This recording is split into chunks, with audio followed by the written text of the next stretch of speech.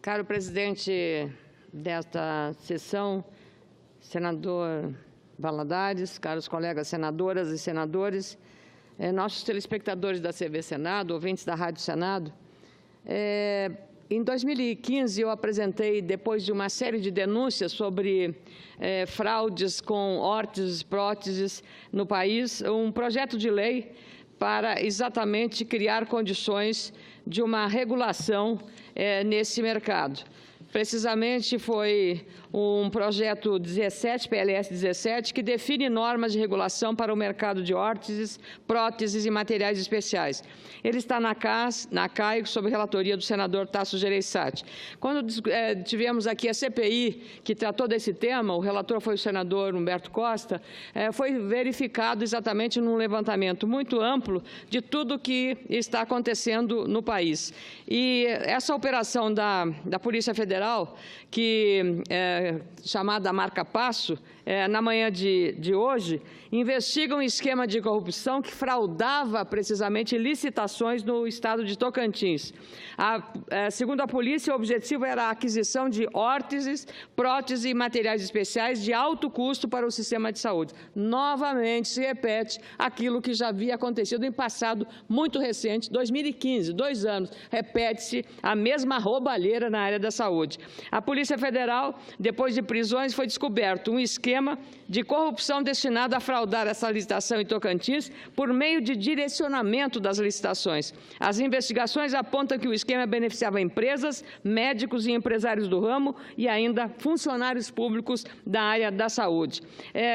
As prisões dos 2 sócios da Cardiomed aconteceram em maio do ano passado. Na época, a empresa estava sendo investigada por fraudar etiquetas de validade de materiais cirúrgicos. Por causa da suposta adulteração dos produtos, as cirurgias do Hospital Geral de Palmas foram suspensas. A empresa, aliás, os materiais usados, veja a fraude, que perigo para a saúde dos pacientes.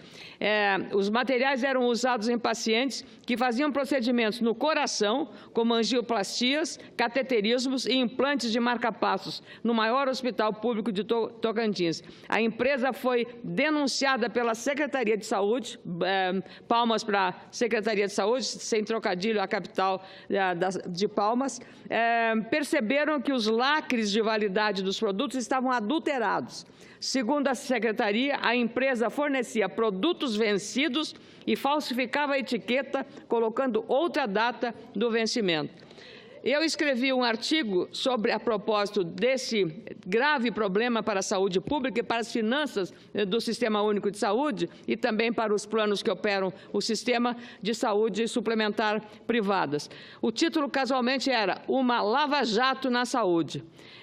Eu dizia nesse artigo que hoje é insuficiente em relação aos recursos e ineficaz quanto aos resultados. A saúde brasileira padece de outro mal que afeta o cidadão, a parte mais frágil do sistema, a corrupção, que desvia recursos escassos, aumentando o custo dos serviços prestados.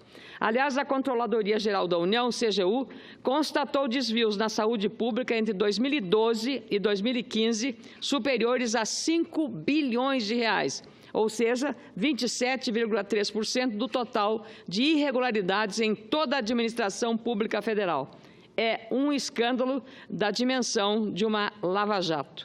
Documento do Instituto de Estudos de Saúde Suplementar sobre fraudes no sistema de saúde aponta diferentes formas de corrupção nas esferas federal, estadual e municipal, entre as quais estão irregularidades nos contratos, peculato, mercadoria comprada que não chegam à unidade de saúde, compras a preços acima do mercado e desvio no pagamento de médicos e fornecedores. No sistema privado, o Instituto revela que os gastos das operadoras com desperdício e fraude respondem por 20% das despesas totais do setor, ou seja, 22,5 bilhões de reais, com dados relativos a 2015. No caso dos medicamentos, observa-se também graves distorções nos preços definidos pela Câmara de Regulação do Mercado de Medicamentos. as diferenças podem chegar escandalosamente a absurdos 10.960% entre o preço real no atacado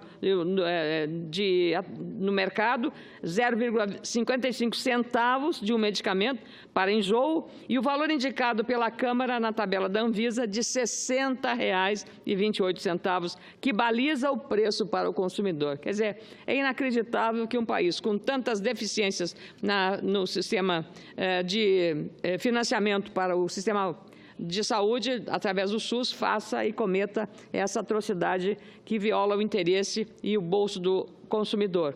Acredito que a solução para o grave problema de combate à corrupção na área da saúde passa por radicalização na transparência quanto à aplicação dos recursos, e aí, de novo, parabéns à Secretaria de Saúde de Palmas, lá em Tocantins, por ter identificado a fraude e ter feito a denúncia à polícia.